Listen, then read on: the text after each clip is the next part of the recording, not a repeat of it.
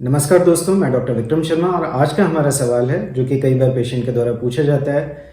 जबकि पूरा लिगामेंट टूटा हुआ है तो कई बार पेशेंट ये पूछते हैं कि डॉक्टर साहब मैं ये सर्जरी नहीं कराऊं तो क्या होगा। डेफिनेटली आपका ये सवाल जायज़ है। कई बार थोड़ा सा इरिटेशन होता है इस सवाल का जवाब देने में। इस वीडियो के माध्यम से मैं आप लोगों को समझाने का प्रयत्न करूंगा।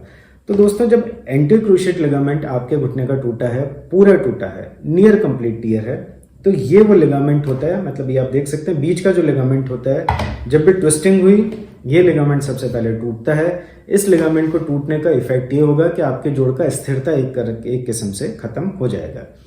अब आप क्या करते हैं जब आप अपनी इस बीमारी को स्वीकार नहीं करते हैं, तो आप अपना ध्यान वहां पे रख के चलते हैं। ये पैर की मांसपेशी, जांघ की मांसपेशी, इनको टाइट करके चलते हैं। कई लोग क्या करते हैं, ब्रेस लगा के चलना शुरू कर देते हैं और वो इन सारी चीज़ों को नॉर्मल समझते हैं। उन्हें लगता है कि भाई ऑपरेशन नहीं कराते और इसकी तो कोई ज़रूरत नहीं है। यदि पूरा लिगामेंट टूटा है तो मित्रों डेफिनेटली आपको सर्जरी के द्वारा ही उसका रिकवरी संभव है। यदि आप कोई बहुत ओल्ड एज पेशेंट हैं, बिल्कुल मोबिलिटी नहीं है, चलते फिरते ही नहीं है, तो अलग बात है। परंतु कोई सामान्य दिनचर्या के व्यक्ति को भी डेफिनेटली बहुत चैलेंजेस का सामना करना पड़ता है। तो यदि लिगामेंट पूरा टूटा है तो उसकी सर्जरी आवश्यक होती है। नहीं कराते तो क्या होता है? पहली चीज, यदि लिगामेंट टूटा है, जोड़ में स्थिरता नहीं होगी, जहां भी आपका ध्यान हटा, पैर किसी उबड़ खाबड़ जगह पड़ा, आपको लचक आएगी, आप गिर सकते हैं या गिरने का आपको डर लगेगा। सिमिलरली आप किसी टू व्हीलर से जा रहे हैं, अचानक से कोई जानवर सामने आ गया, आपका पैर अचानक से नीचे पड़ा, आपका यह घुटना साथ नहीं देगा, आप दोबारा गिरेंगे। आप डांस कर रहे हैं, आपको ध्यान नहीं रहा, डेफिनेटली आप दोबारा गिरेंगे। अब दोबारा गिरने से क्या होता है, इस घुटने के जो बचे हुए लिगामेंट होते हैं, दो साइड के कोलेटरल लिगामेंट, पीछे का पीसीएल, इन सब में भी चोट लगने का संभावना बहुत अधिक होता है। और सबसे इंपॉर्टेंट, अधिकतर ये देखा जाता है कि एसीएल के साथ में ये गद्दियों का फटाव भी मिलता है। गद्दी में मामूली फटाव है, एसीएल पूरा टूटा है, तो ये फटाव धीरे धीरे पूरी गद्दी के अंदर फैलता हुआ जाएगा, पूरी गद्दी में फैलता जाएगा। जैसे कि आप कपड़ा देखते हैं, कपड़ा छोटा सा फटा है और जब भी उस पर दबाव पड़ता है वो चिढ़ता हुआ चला जाता है। उसी तरह से यदि गद्दी के अंदर, मतलब मेनिस्कस में मामूली फटाव है और एसीएल पूरा टूटा है, तो जैसे ही उसमें रगड़ लगती रहती है, गद्दी का फटाव डेफिनेटली बढ़ेगा। तो पहला इसका दुष्परिणाम, यदि जब भी आप गिरते हैं तो आपके घुटने के बचे हुए लिगामेंट और गद्दी के अंदर बहुत ज़्यादा डैमेज होने का संभावना इससे होता है। कई बार ये देखा जाता है कि लोग आते हैं कि साहब दोनों घुटने के लिगामेंट टूटे हैं। क्या कारण होता है? एक घुटने के अंदर अस्थिरता है, मानते नहीं है, सारे खेल कूद और सारे कार्यक्रम करते हैं, क्या परिणाम होता है, कभी गिरते हैं, दूसरे पैर पर लोड आता है, उसका भी लिगामेंट टूटता है। तो जब भी आपके एक घुटने में स्थिरता नहीं है, ये मानिए कि आपके उस घुटने के बचे हुए लिगामेंट, उसी घुटने के और दूसरे घुटने के जो लिगामेंट होते हैं उनके अंदर चोट लगने का बहुत ज्यादा संभावना होता है। दूसरी बात, जब भी सर्जरी को आप डिले करते हैं तो क्या होता है कि ये जोड़ के ऊपर ये ऐसे चिकनाई का परत होता है, इसको हम बोलते हैं कार्टिलेज।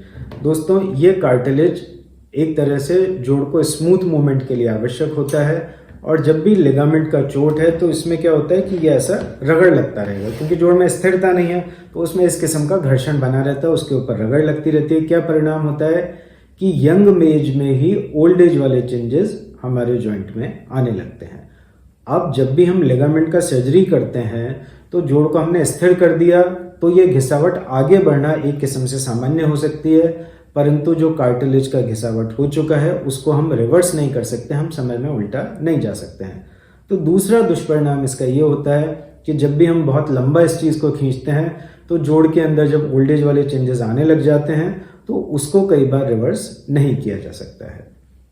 तीसरी चीज, जब भी जो पुरानी चोटें होती हैं उनमें क्या होता है कि जांघ पतली पड़ने लगती है। कारण ये होता है कि हम उस पैर को बचा बचा के चलते हैं तो धीरे धीरे वो डिसयूज में जाने लगती है, मतलब जिस चीज का उपयोग नहीं किया वो धीरे धीरे पतली पड़ने लग जाएगी।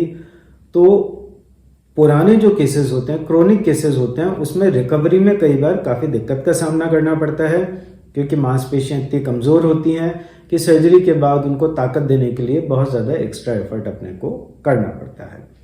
चौथा दुष्परिणाम, कितने पेशेंट आके ये बोलते हैं कि सर हमारे कमर में दर्द होता है और हमारे दूसरे घुटने में दर्द होता है। क्या कारण है कि आप इस घुटने को बचाने के लिए दूसरे घुटने के ऊपर ज़्यादा लोड डालते हैं, अपने पूरा आपका जो चाल है वो एक तरह से बिगड़ जाती है। क्या परिणाम होता है, दूसरे घुटने में भी घिसावट के लक्षण आने शुरू हो जाते हैं और उसमें दर्द बना रहता है, और कमर में और हिप्स के अंदर भी आपको लॉन्ग केसेस के अंदर दर्द हो सकता है। तो दोस्तों, ये आप लोगों को विशेष रूप से पता होना चाहिए कि देखिए क्या होता है कि कितने पेशेंट मुझसे पूछते हैं कि सर ये सर्जरी कब कराऊं। तो मेरा बहुत सीधा सा जवाब होता है कि ये एक इमरजेंसी सर्जरी नहीं है, ये एक प्लान्ड सर्जरी है। मतलब जैसे हड्डी टूटी तो सब इमीडिएटली उसको फिक्स करना है, ये ऐसा सर्जरी नहीं है। परंतु यदि आप उसे लिंगर ऑन करते हैं, मतलब आप ये सोचें महीनों बाद करवा लेंगे, सालों बाद करवा लेंगे, तो डेफिनेटली ये मानिए कि उसके परिणाम एक एक्यूट सर्जरी मतलब इमीडिएटली जो की गई सर्जरी होती है उससे थोड़े से कम होते हैं। और कई बार जोड़ में यदि घिसावट डेवलप हो गई, दूसरे लिगामेंट टूट गए, गद्दी का फटाव बहुत ज़्यादा बढ़ गया, कितनी बार क्या होता है गद्दी इतनी फट जाती है कि बकेट हैंडल टीयर बन के जोड़ के बीच में आके फंसी हुई मिलती है, तो उस गद्दी को बचाना भी उसमें मुश्किल हो जाता है।